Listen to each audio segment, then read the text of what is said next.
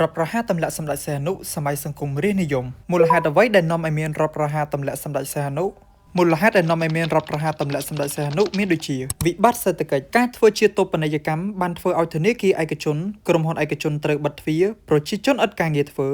រដ្ឋបាត់បង់ប្រាក់ចំណូលដោយសារទំនិញកិច្ចពន្ធអំពើពុករលួយការបដិសេធជំនួយពីសហរដ្ឋអាមេរិកទំនិញឡើងថ្លៃអតិផរណាក្រដាសប្រាក់ការដឹកជញ្ជូននិងពាណិជ្ជកម្មត្រូវរាំងស្ទះពាណិជ្ជកម្មក្រៅប្រទេសជួបនឹងបញ្ហារអាក់រអួលដោយសារការបាត់បង់ជំនាញគ្រប់គ្រងរបស់សហគ្រាសនិងកង្វះខាតបច្ចេកទេសជំនាញបញ្ហាកសិកម្មជួបនឹងវិបត្តិប្រព័ន្ធធារាសាស្ត្រគ្មានប្រសិទ្ធភាពទិន្នផលកសិកម្មថយចុះដើម្បីគេចពីសង្គ្រាមវៀតណាមឆ្នាំ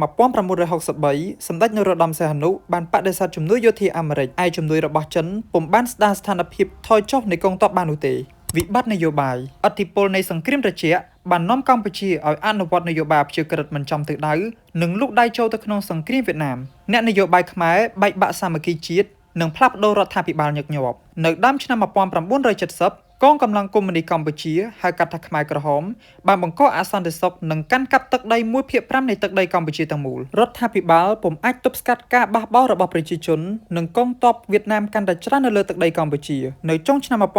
1969មន្ត្រីអភិរក្សជាន់ខ្ពស់មួយចំនួនជាពិសេសទ្រង់ស្រីមតៈបានចាប់ផ្ដើមធ្វើផែនការក្បត់វិបត្តិសង្គមការបែកបាក់សាមគ្គីជាតិសង្គមជួបនៅអំពើពុករលួយបពុនិយមអនាធិបតេយ្យអយុត្តិធម៌ចោរកម្មប្រជាជនរស់តាមព្រំដែនកម្ពុជាវៀតណាមរងនឹងការទម្លាក់គ្រាប់បែកការចលាចលបាតុកម្មកុបកម្មប្រឆាំងនឹងវត្តមានប្រជាជននិងកងទ័ពវៀតណាមកាន់តែច្រើនឡើងនៅលើទឹកដីកម្ពុជានៅដើមឆ្នាំ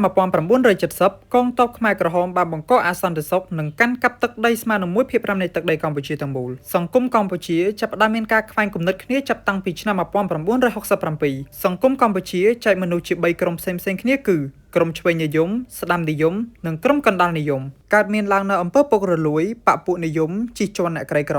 Thank you